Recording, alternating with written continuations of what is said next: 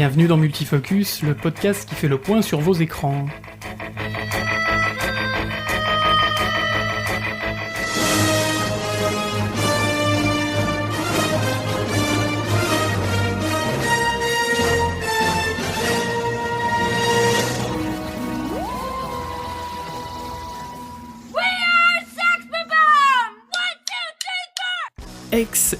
Futur et futur, bienvenue dans ce nouveau numéro de Multifocus. Oui, j'ai une intro complètement bizarre, mais vous comprendrez beaucoup plus tard. Bienvenue dans ce Multifocus 14.3. Je suis le Doc et je suis accompagné encore aujourd'hui de mon ami Lia. Comment vas-tu, Lia ? Très mal, mais je suis là. Toujours là. Même malade, avec 39 de fièvre, je suis là. Bon, alors il faut dire que Lia vient quand même pour ce podcast, mais elle a la grippe, elle est malade comme un chien, mais elle va quand même faire ce multifocus avec nous. On va essayer. Mais tu vas survivre, mais en tout cas, je te remercie de ne pas avoir laissé tomber les auditeurs. Avec plaisir. Alors, rapido, un petit coup de sommaire. Alors aujourd'hui, dans ce nouveau numéro, on va faire quelques news. Alors on va faire un peu plus de news, justement, parce que Lia étant malade, elle ne fera pas la petite rubrique de la fin, le petit micro-focus de la fin, qui était censé être prévu. Mais du coup, voilà, vu son état de fatigue et de maladie avancée, on va éviter. Oh, ça va. Voilà. Et puis ensuite, moi je vous ferai un petit rétro-focus sur le film Scott Pilgrim vs. The World, qui justement est dans notre thème du mois qui, je vous le rappelle, est comment le cinéma et les séries s'approprient le jeu vidéo. Donc on parle pas d'adaptation, mais de récupération du jeu vidéo, voilà, comme élément narratif, comme élément visuel, bref, voilà, on continue là-dessus. La totale, comme tu dis. Alors, c'est parti, on commence tout de suite par les news. Alors, moi j'ai une news qui est tombée il n'y a pas très longtemps, qui est sur le dernier film de Martin Scorsese. Je vous rappelle que notre deuxième émission parlait de Martin Scorsese. Et là, c'est sur son prochain film qui s'appelle The Irishman, qu'il va d'ailleurs faire en collaboration avec Netflix, si je ne dis pas de bêtises. Il me semble bien, enfin en tout cas, ça va toujours, comme bien évidemment avec Scorsese, ça va parler de mafia et de tueurs, etc. Et bien évidemment, il va y avoir ses acteurs fétiches, c'est-à-dire Monsieur Robert De Niro, Monsieur Joe Pesci et Monsieur Al Pacino, pendant qu'un avion passe derrière dans le fond, si vous l'entendez. Voilà, donc grosse production, donc effectivement oui, production de Netflix. Là c'est l'histoire, ça va être en fait The Irishman, c'est un tueur en fait qui s'appelait comme ça, Frank Sheeran, qui va être joué par De Niro et qui est censé avoir assassiné le syndicaliste Jimmy Hoffa dans les années 70. Et alors, pourquoi je vous parle de ça ? Alors déjà parce que c'est quand même un événement, un film de Scorsese est toujours un événement, mais c'est surtout que pour les rôles, De Niro, Al Pacino et Joe Pesci, ils sont pas tout jeunes, hein, ils sont dans les 70 ans, et il va falloir qu'ils soient rajeunis vers l'âge de 35-40 ans, et tout ça va être fait par effets spéciaux. Voilà, non. Donc ça va être fait, le rajeunissement va être effectué comme ça. Donc c'est une performance d'acteur pour ces trois incroyables acteurs, qu'il va falloir qu'ils retrouvent une espèce de fougue de 40 ans, et je sais de quoi je parle. Et puis un aspect technique aussi qui va être quand même assez impressionnant, je pense. Voilà, et apparemment le budget monte de plus en plus, donc je pense que ça va être un très bon film de Scorsese sur Jimmy Hoffa et Monsieur Frank the Irishman Sheeran. Il revient aux bases en fait. Pardon ? Il revient aux bases. Il revient à ses bases, il revient toujours à ses amours, hein, tu sais, Scorsese, il est jamais bien loin de la mafia. Voilà. C'est Euh, ça, toujours. toujours. Lia, de quoi veux-tu nous parler? Et ben moi, je vais vous parler du renouveau du cinéma français. Oh. Attention, oui, je pèse mes mots. En fait, aujourd'hui, un paquet de travailleurs du cinéma qui ont déposé une demande de loi pour remettre un peu à niveau le calendrier de sortie des films une fois qu'ils sont passés au cinéma, en fait, pour qu'ils passent à la télé ou qu'ils soient disponibles sur les chaînes payantes ou En VOD, à la vidéo à ouais. la demande ou en DVD. En France, c'est super compliqué. Il y a un timing à respecter, c'est très très structuré. Et La les fameuse délais chronologie sont des très médias. longs, en fait. Voilà, la chronologie des médias, cherchez le mot. Donc les délais sont vraiment très longs. Et donc là, le but, c'est de réduire un peu tous ces délais. Donc ça concerne essentiellement les films français, mais pas que. Mhm. Donc là maintenant, plus de 60% des films, d'un point de vue global, pourront être achetés en DVD ou en vidéo à la demande seulement 3 mois après leur sortie en salle. D'accord, donc. Correspond à un mois plus tôt que maintenant. Ouais. Donc, ça c'est cool déjà. Ensuite, au niveau des diffusions à la télé, que ce soit sur chaîne payante, ça voudrait réduire entre 6 et 8 mois la sortie, en fait, entre la sortie en salle et la sortie à la télé sur une chaîne payante comme Canal+.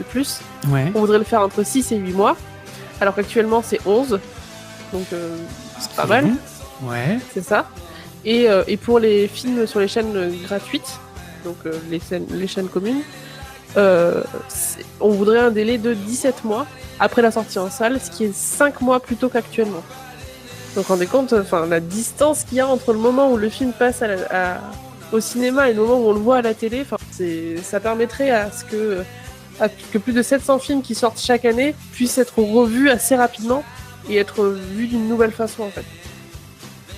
Et l'autre point de vue, l'autre côté qui serait vraiment cool dans le texte de loi, c'est que Netflix et Amazon, par exemple, puissent diffuser diffuser des films français plus tôt. Parce qu'actuellement, ils doivent attendre 36 mois avant de pouvoir sortir un film français. Et oui. Ils voudraient descendre ça à 14 mois.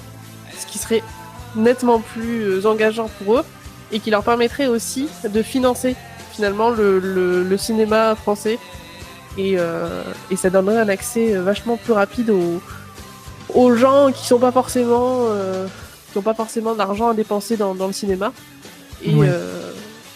Oui, et ça ne serait serait-ce cool. que pour revoir des films revoir aussi. ceux qu'on a déjà vus, ça serait vraiment, vraiment pas mal. Donc on saura dans 10 jours à peu près si ce texte est accepté ou pas. Ce qu'il en est. C'est ça, mais en tout cas, il y a eu pas mal de fois, il a été remis en cause, Ouais. cette chronologie. Et cette fois, c'est le projet le plus réaliste et le plus acceptable qui est présenté, donc on y croit. Bon, eh ben écoute, Ça on devrait le faire. vous tiendra au courant en tout cas de C'est ça. ce texte de loi, parce que ce serait bien quand même, parce que c'est vrai que même les films américains aussi mettent beaucoup de temps, par exemple, à arriver sur Netflix France. Il suffit qu'on aille en Belgique, en Suisse ou même en Espagne, ça va beaucoup plus vite pour avoir certains films sur Netflix. Parce que Netflix, mais quand on se connecte sur Netflix suivant le pays dans lequel on est, voilà, il s'adapte. Donc bon, ce Là-dessus, la serait législation très bien. française est vraiment pas avantageuse. Non. Beaucoup en ça- avant le cinéma, mais maintenant les gens ils vont de moins en moins. Et oui. Ils se mettent un peu à jour en fait, et ça c'est cool, qui est vraiment une réflexion là-dessus, c'est vraiment top. Ce serait bien que ça dépoussière un peu tout ça, hein, effectivement. Merci, Lia.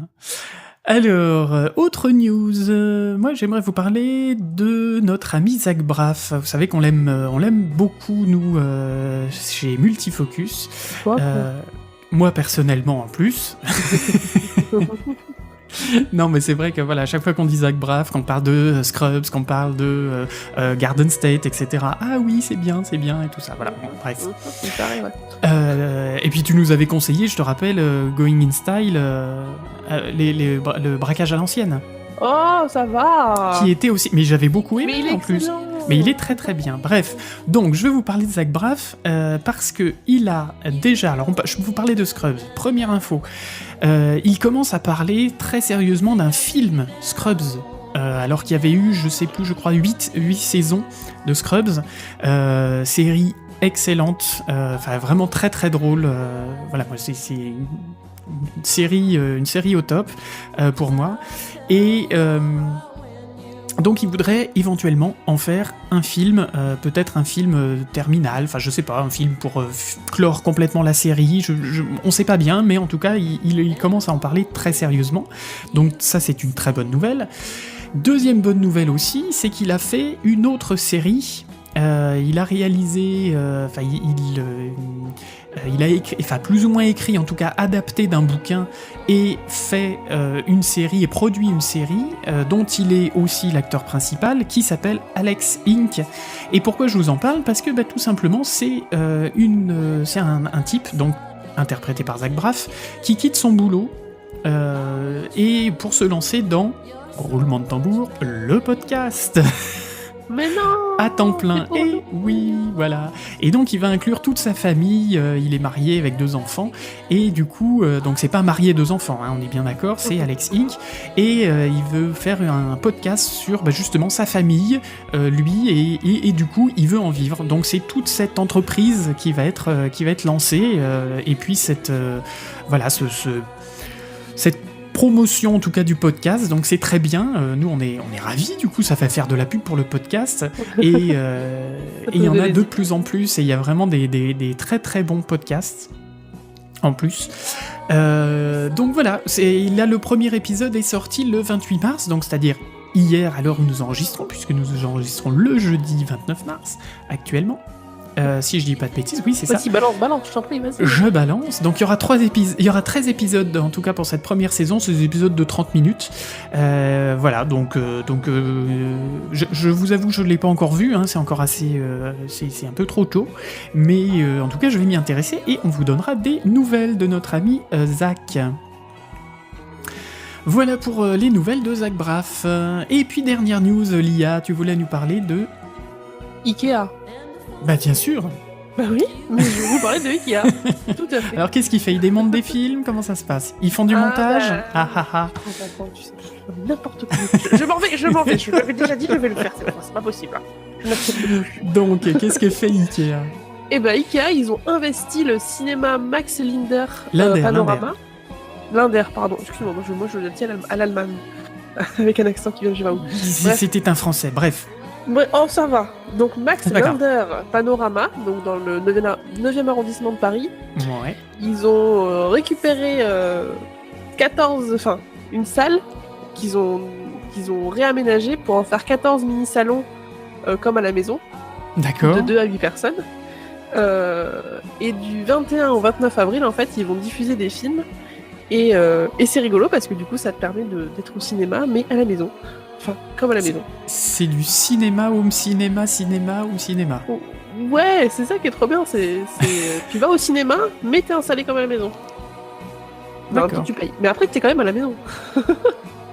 Bref, c'est rigolo. Et en fait, pour notre chers amis parisiens, vous avez jusqu'à la fin du mois, donc jusqu'au 30 mars, pour voter sur la page Facebook d'Ikea. Donc attention, leur tourne. Allez-y tout de suite. Heureusement qu'on poste l'épisode assez rapidement.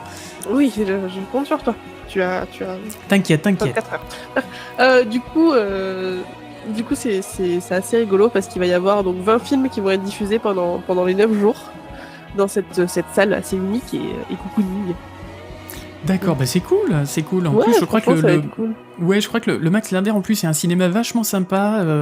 Moi, j'écoute bien évidemment d'autres podcasts et notamment l'agence Too Geek pour les geeks et il parle souvent des nuits au Max puisque je crois que c'est David Brage qui est donc Mr. D de l'agence Too Geek qui organise la programmation justement de ces nuits au Max Linder et voilà, donc ils font tout un tas de nuits thématiques avec 8 passes de 3-4 films dans la nuit et avec des attractions, enfin des petites animations, etc.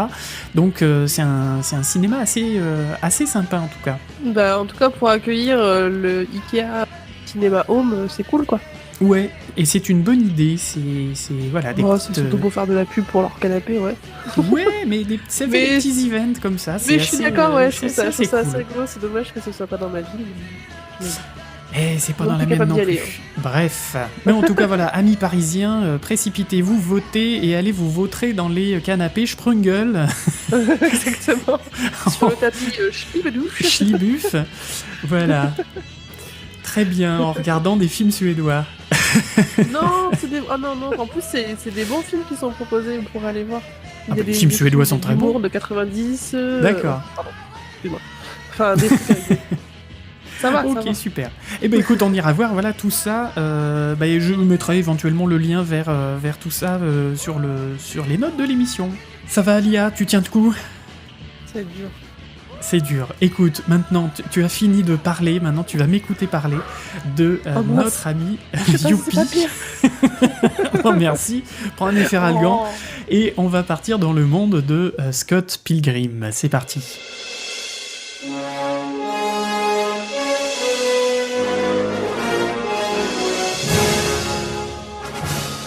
Alors, Scott Pilgrim vs. The World. Alors, c'est un film réalisé par Edgar Wright. Alors, Edgar Wright, oui, vous le connaissez, c'est celui qui a réalisé, entre autres, la trilogie, la Shaun of the Dead, Hot Fuzz, Le Dernier Pub avant la fin du monde avec Simon Pegg et Nick Frost. Mais il a fait aussi Ant-Man et le fameux Baby Driver qui est sorti il n'y a pas très longtemps. Alors, j'ai fait un truc complètement hétéroclite, bonjour, c'est moi. Voilà, il est très hétéroclite, mais on garde toujours cet humour latent quand même chez les films de Wright. Alors je vous fais rapido le pitch de Scott Pilgrim. Alors Scott Pilgrim, justement, c'est un jeune adulte, bassiste dans un groupe qui a beaucoup de mal à rompre en fait avec les filles avec qui il est. Peut-être est-il trop gentil, est-il trop niais, bref, voilà, vous le saurez en regardant le film. Et pendant qu'il sort avec une lycéenne, eh bien il rêve et il rencontre Ramona, une autre fille très stylée, on va dire, dont il tombe amoureux. Mais pour conquérir donc l'amour de sa vie, il va devoir affronter les ex de celle-ci dans des combats assez particuliers. Voilà, donc il y a 7 ex qu'il va devoir, d'où mon introduction de l'émission, voilà, qu'il va devoir combattre. Donc les acteurs, il y a Michael Cera qui fait Scott Pilgrim, il y a une apparition, un petit rôle de Chris Evans qui fait Captain America, enfin pas dans le film, mais en tout cas c'est lui l'acteur de Captain America. Et puis à noter aussi, il y a le coloc gay de Scott Pilgrim qui est joué par Kieran Culkin, qui n'est autre que le frère de Macaulay Culkin, et oui, maman, j'ai raté l'avion, le fameux Kevin, qui lui ressemble comme 2 gouttes d'eau, mais qui a l'air un peu moins con. Bravo, on met des en valeur. Ah bah écoute, je lâche maintenant, je lâche les chiens. Donc, on est dans un teen movie, très bien fait, pour un teen movie.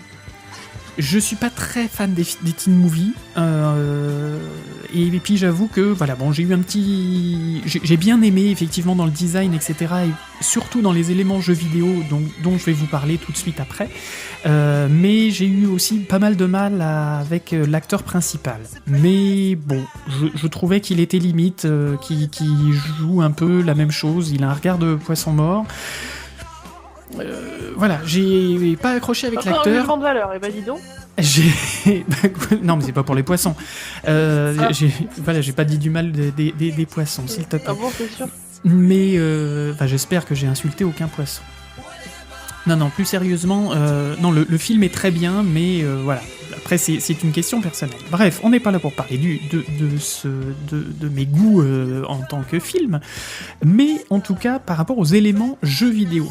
Alors dans ce film justement il y a vachement d'éléments du jeu vidéo. Alors faut savoir que c'est une adaptation de BD mais qui fait quand même beaucoup de liens avec le jeu. Alors notamment dans le film déjà, dès l'intro, dès la présentation du logo Universal, on est lancé dans une version en 8 bits de et là c'est en version 8 bits donc je serais incapable de le refaire. Je suis déçu. Donc ça met le style tout de suite. Dans tout ce qui est... alors, je vais commencer comment? Alors oui, les combats, puisque c'est le centre de l'histoire. Il doit combattre 7 ex de Ramona.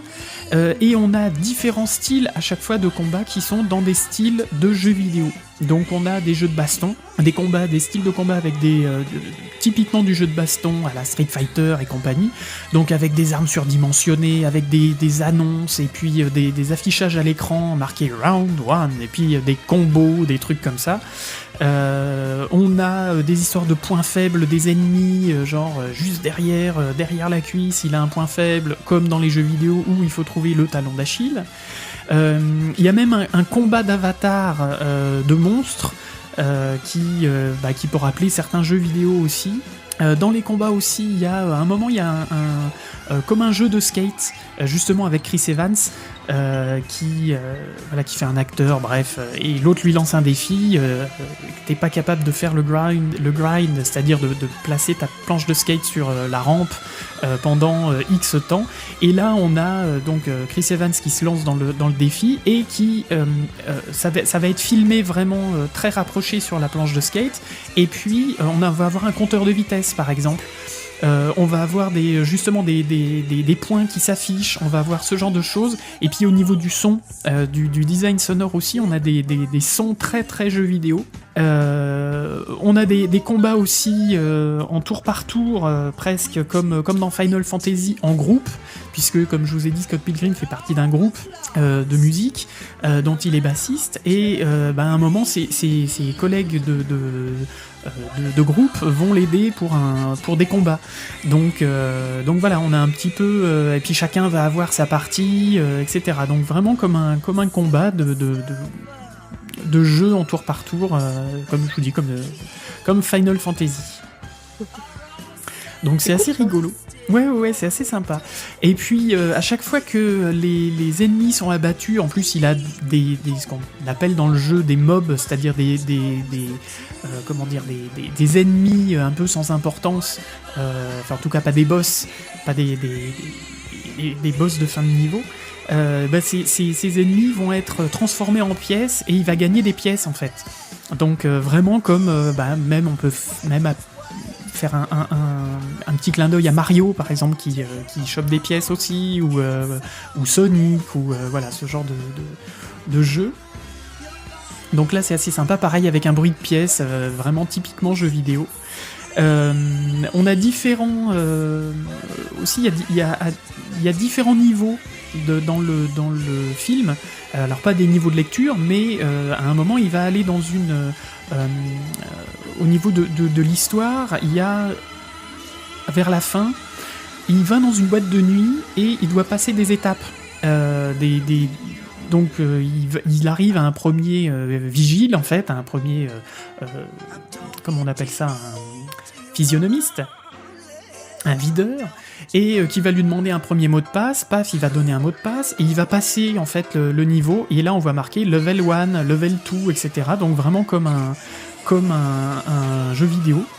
Donc ça je trouvais ça assez sympa aussi, parce que c'est quand même relativement discret, mais c'est pas non plus marqué en super gros. Discret, quoi. Non, mais je veux dire c'est pas en super gros, mais en même temps voilà, on a une petite touche jeu vidéo encore là. Il gagne des niveaux aussi quand il abat, quand il sort une arme, enfin bref, et il a un moment dans le film, je vous dévoile pas tout parce que faut quand même le voir et puis je vous garde un peu de suspense, mais il y a un moment il va gagner un niveau, comme dans certains jeux vidéo où on va gagner un niveau, où on va gagner des points d'intelligence, des points de force, des points d'agilité. Là Scott Pilgrim va faire pareil. Donc c'est assez sympa. On a à un moment aussi, il gagne une vie, il gagne un one-up, vous savez, ou le champignon vert pour les adeptes de Mario, qui va lui servir un peu plus tard. Il a un double maléfique aussi, comme dans certains jeux vidéo où on a ce doppelganger, là, comme on appelle ça, vraiment un double maléfique gris avec les yeux noirs, enfin vraiment typique de certains jeux, donc c'est assez rigolo. Après, à voir comment il va s'en dépatouiller. Il y a la totale en fait. Tous les stéréotypes du jeu, ils y sont quoi. Exactement. À la fin, le twist de fin aussi, il y a comme une fin alternative avec un continue. Continue 9, 8, 7, 6, 5, etc. avec un décompte. Donc vraiment comme dans les jeux d'arcade, voilà, c'est peut-être plus vers le jeu d'arcade que ça se profile que vers le jeu de console, enfin, ou le jeu PC, quoi. Ouais.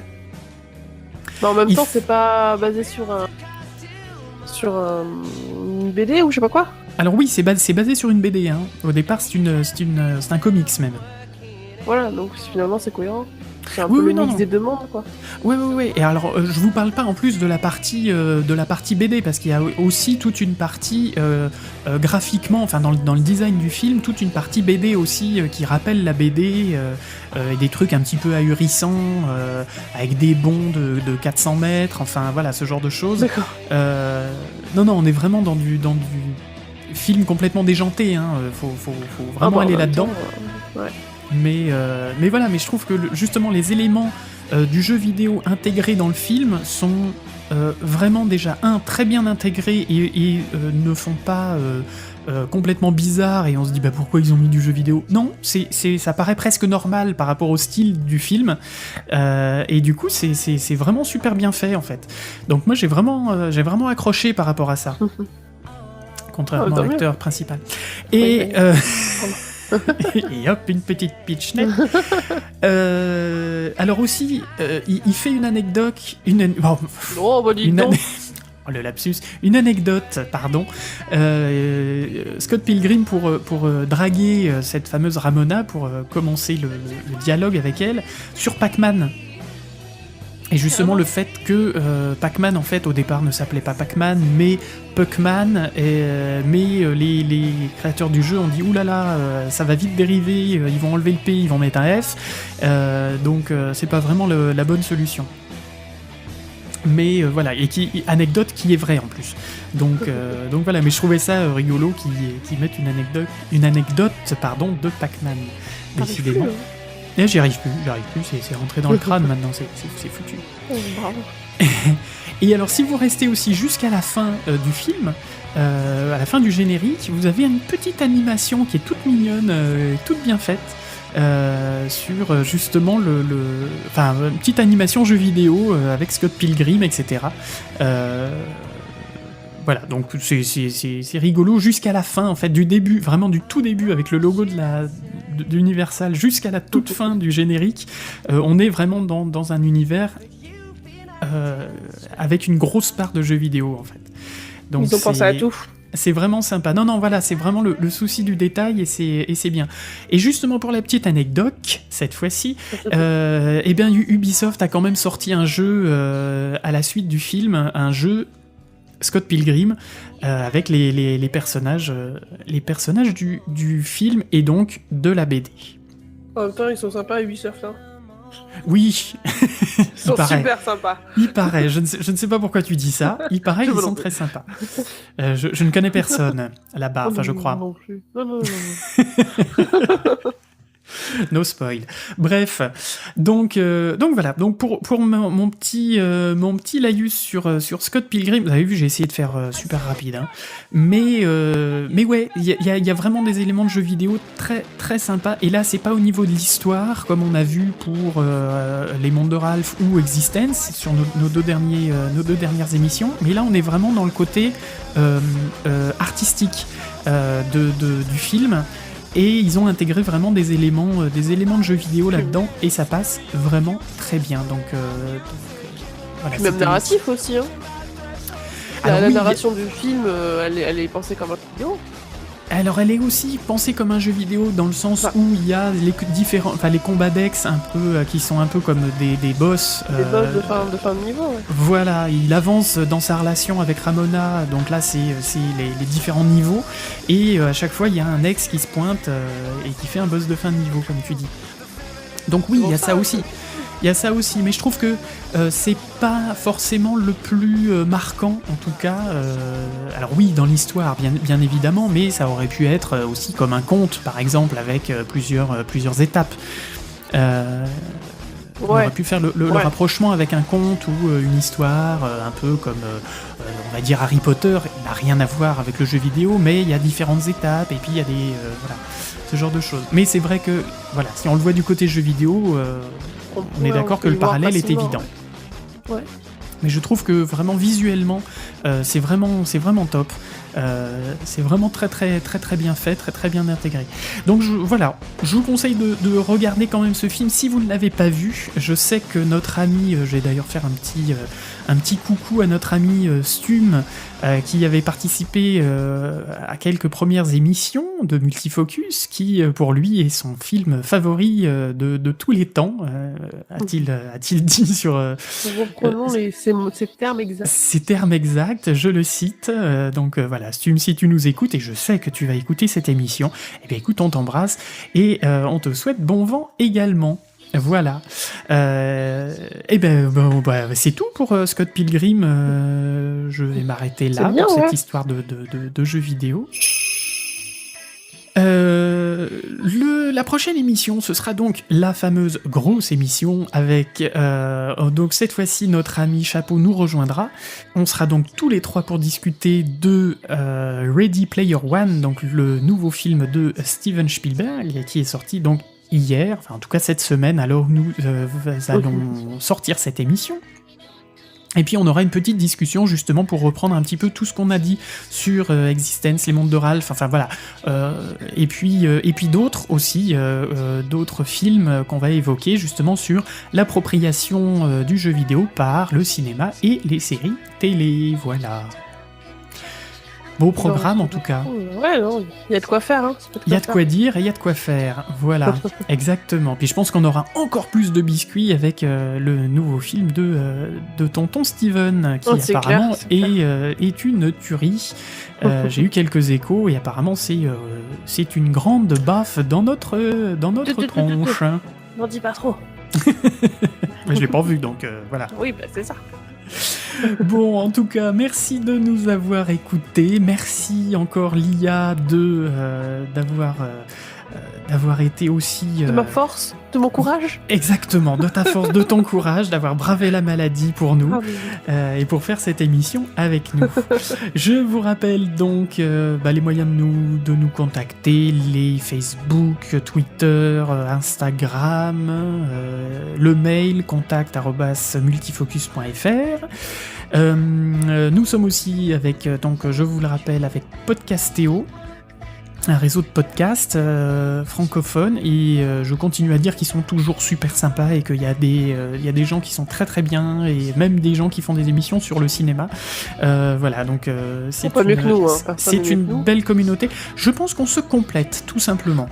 Voilà, on fait pas les mêmes émissions, et voilà, va falloir qu'on en discute quand même avec eux, parce qu'il faut pas déconner, mais faut pas qu'on se marche sur les arpions, mais voilà, il y a quand même de belles émissions là-dedans. Et puis n'oubliez pas que nous sommes encore aussi sur Deezer, et n'oubliez pas de faire la promo aussi de notre podcast. Je pense que je vais d'ailleurs pas tarder à faire un sondage sur le site internet,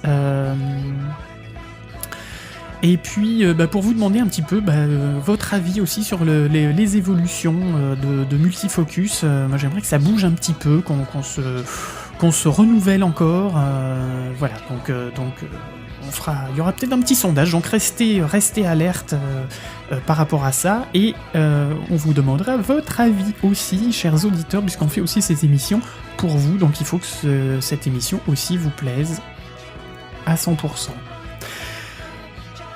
J'ai fini, j'ai terminé, je ne parle plus. Oh, dis pas ça.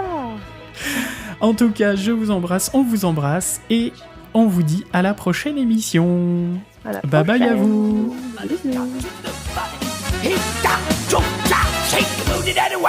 Salut.